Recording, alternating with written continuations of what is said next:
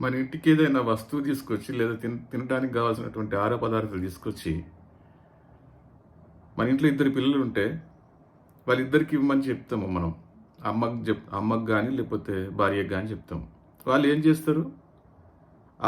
ఆహార పదార్థాన్ని 2 భాగాలుగా చేసి చెరొకటి ఇస్తారు తినటానికి.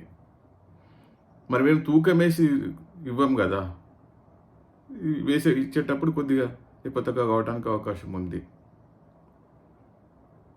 పెద్దోడు అనుకుంటాడు చిన్నోనికి ఎక్కువ ఇచ్చిందని, చిన్నోడు అనుకుంటాడు పెద్దోనికి ఎక్కువ ఇచ్చిందని. ఆ ఇద్దరి మధ్య అసూయ మొదలవుతుంది, జెలసీ ఉంటుంది. పుట్టుకతోటే వస్తుంది జెలసీ అనేది, పుట్టుకతోటే వస్తుంది. దాన్ని సహోదర స్పర్ధ అంటారు. మీరు చూడండి, కావాలంటే చిన్న పిల్లలు ఇంకో కొత్త న్యూ బార్న్ బేబీ వస్తే నన్ను ప్రేమ చేయలేదనే ఉద్దేశంతో ఏడుస్తారు పిల్లలు. ఆ పాప వద్దు అంటుంటుంది. ఇది సహజం. మనమైతే అట్లా చేస్తాం, కానీ ఒక స్మార్ట్ కుటుంబం ఏం చేస్తుందో ఇప్పుడు చెప్తాను నేను. ఒక స్మాల్ ఫ్యామిలీ ఉంది. దాంట్లో తల్లి, తండ్రి, 2 కొడుకులు. It's a small and smart family. తల్లి, తండ్రి 2 కూడా విద్యావంతులే. ఓ రోజు 2 పిల్లల్ని ముందరేసుకొని తల్లి ఏం చేసిందంటే ఒక కేక్ ఇచ్చింది. ఇస్తూ ఏం చెప్పిందంటే, ఇది నిన్న రాత్రి డాడీ వాళ్ళ ఫ్రెండ్ బర్త్డే పార్టీకి వెళ్ళిండు, ఆ పార్టీ నుంచి ఈ కేక్ తీసుకొచ్చిండు మీ 2 కొరకు. మీ 2 దీన్ని సమానంగా తీసుకోండి అని చెప్పి ఒక ప్లాస్టిక్ నైఫ్ ఇచ్చింది, కత్తి.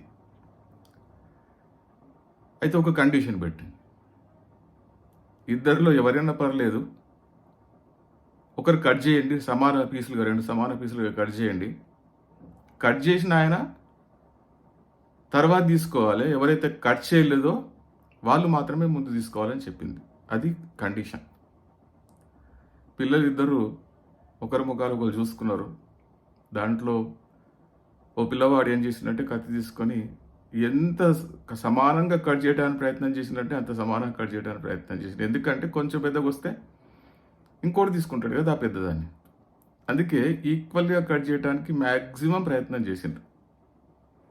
ఆ తర్వాత పెద్ద ఆయన ఒకటి తీసుకుంటే చిన్న ఆయన ఒకటి తీసుకున్నాడు. ఇది ఎందుకు చెప్తున్నా, ఇది ఎగ్జాంపుల్ ఎందుకు చెప్తున్నా అంటే, పిల్లలలో సిబ్లింగ్ రైవలరీ అనేది ఉంటుంది. ఒకవేళ తల్లే కనుక కట్ చేసి ఇస్తే పెద్దోడు ఏమనుకుంటాడంటే, చిన్నోడి మీద బాగా ప్రేమ ఉంది కాబట్టి చిన్నోడికి పెద్దది ఇచ్చింది, నాకు తక్కువ ఇచ్చింది అనుకుంటాడు.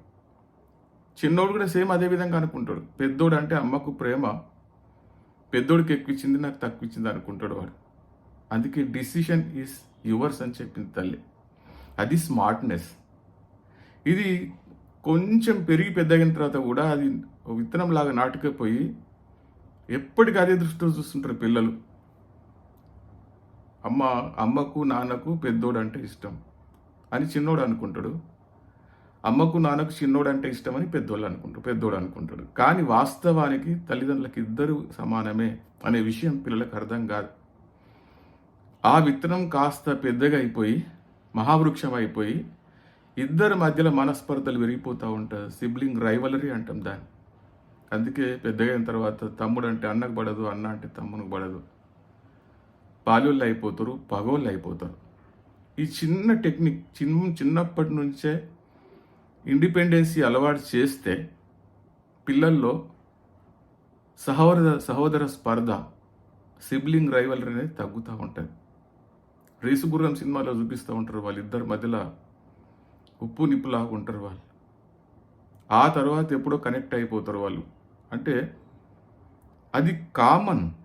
2 అన్నదమ్ముల మధ్య కానీ, అక్క చెల్లెల మధ్య కానీ, అక్క తమ్ముని మధ్య కానీ, తమ్ముడు అన్న చెల్లెల మధ్య కానీ ఈ స్పర్ధ ఉంటుంది. ఇది నేచురల్గా వచ్చేటటువంటి స్పర్ధ.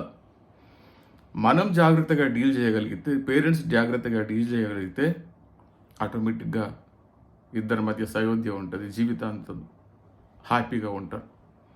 అమ్మ ఒక మాట చెప్పింది, 2 సమానంగా తీసుకుని ఒక మాట చెప్పింది. నాన్న తినకుండా మీకోసం తెచ్చిండు అనేది ఒక మాట చెప్పింది. నాన్నని కూడా ఇక్కడ హీరోని చేసింది, త్యాగమూర్తిని చేసింది అమ్మ. ఆ విధంగా కనుక స్త్రీలు కుటుంబంలో జాగ్రత్తగా డీల్ చేయగలిగితే కుటుంబం సంతోషంగా ఉంటుంది. ఈ విషయం లోపల మీరు ఏమైనా కామెంట్ చేయాలనుకుంటే చేయండి.